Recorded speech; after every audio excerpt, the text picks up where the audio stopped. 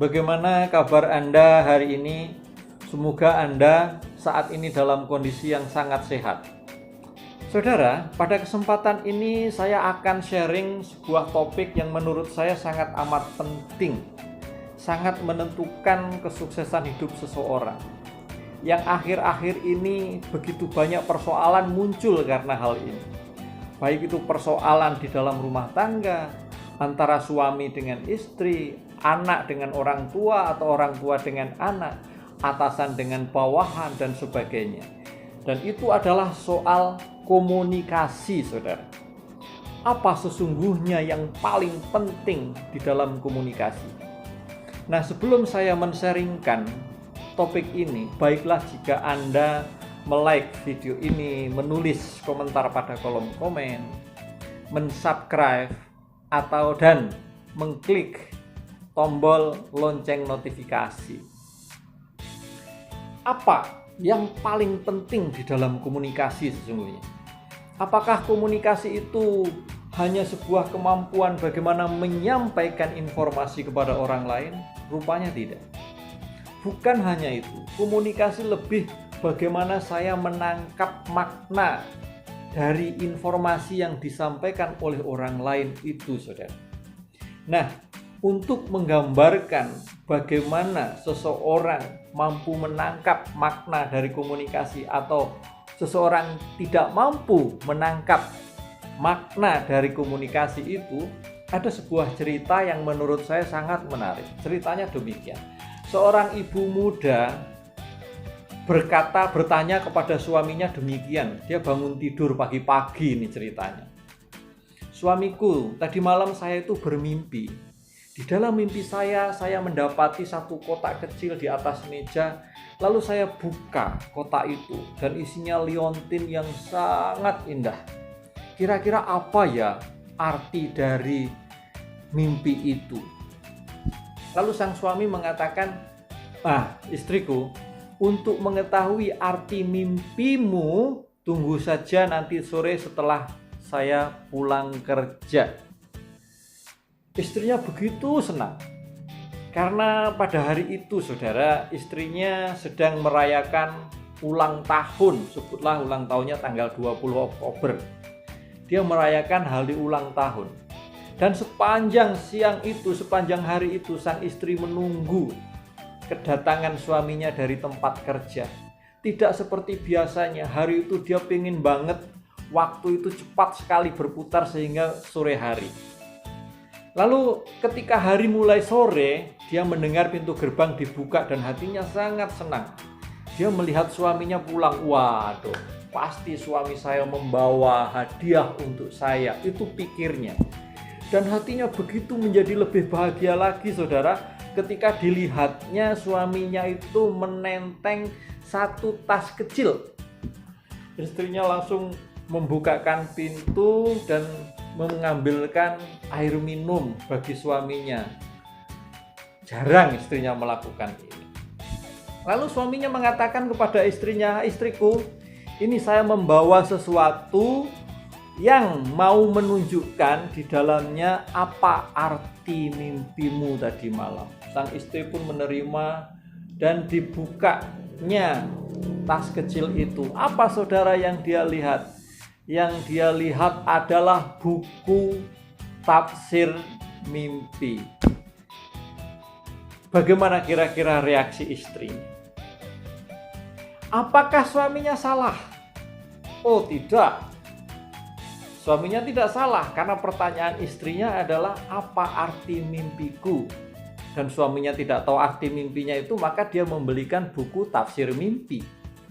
Tetapi mari kita lihat, saudara, di dalam proses komunikasi ini yang dimaksudkan oleh istrinya adalah, suamiku, hari ini saya ulang tahun dan saya mimpi satu kotak kecil isinya liontin. Itu adalah hadiah untuk saya di saat ulang tahun ini. Tetapi itu tidak ditangkap oleh suaminya. Jadi komunikasi itu bukan persoalan bagaimana saya menyampaikan informasi, walaupun juga iya persoalan, tapi tidak hanya persoalan bagaimana saya menyampaikan informasi, tetapi lebih daripada itu Komunikasi adalah kemampuan seseorang menangkap makna, menangkap maksud, menangkap pesan dari informasi yang disampaikan oleh orang lain. Ini adalah inti dasar komunikasi. Bagaimana saya menangkap makna, menangkap pesan dari informasi yang disampaikan oleh orang lain. Ini sesungguhnya inti dasar dari komunikasi, saudara.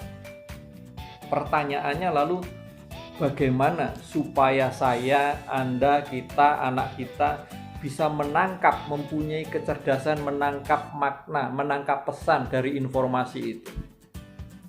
Bagaimana caranya? Satu, saudara, caranya, nggak ada cara yang lain, yaitu apa? Keterampilan mendengarkan. Keterampilan mendengarkan, keterampilan mendengarkan. Belajarlah untuk mendengarkan dengan hati. Belajarlah untuk mendengarkan dengan hati, bukan dengan pikiran. Banyak orang ketika dia mendengarkan orang lain berbicara dan dia mendengarkan dengan pikiran, maka yang ada di sini adalah rekayasa apa setelah ini apa ya, kok dia mengatakan begitu, lalu di sini banyak sekali argumentasi. Tetapi kalau seseorang mendengarkan dengan hati, dia akan mampu menangkap makna, menangkap pesan, saudara.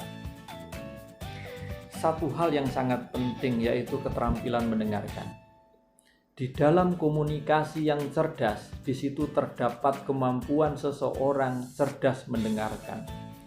Maka saudara, tidak mengherankan jika banyak orang menjadi pemimpin, menjadi orang yang sukses karena dia mampu mendengarkan dengan hati. Dia menangkap pesan, menangkap maknanya. Di sekitar kita begitu banyak informasi, seperti gelombang yang begitu dahsyat menerjang kehidupan manusia, informasi-informasi itu.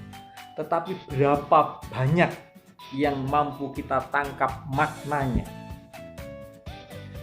Sebagai contoh, begitu banyak orang mempunyai kelemahan mendengarkan, menangkap makna. Dia begitu gampang untuk terprovokasi oleh informasi-informasi yang sifatnya hoax. Begitu banyak konflik terjadi karena orang begitu cepat menangkap sesuatu yang sifatnya palsu atau hoax, tidak menangkap makna. Saya tidak akan berpanjang lebar dalam sharing ini. Yang ingin saya katakan, ketika seseorang mampu mendengarkan, cerdas mendengarkan dengan hati, dia akan mampu dan cerdas berkomunikasi, saudara. Percayalah, seseorang yang terampil berbicara di depan umum karena dia terampil mendengarkan. Seseorang yang terampil menulis, dia terampil mendengarkan. Seseorang yang bisa menangkap makna atau wangsit orang sebut karena dia mempunyai hati yang mampu terampil mendengarkan. Ini yang bisa saya sharingkan, saudara. Maka marilah kita belajar mendengarkan.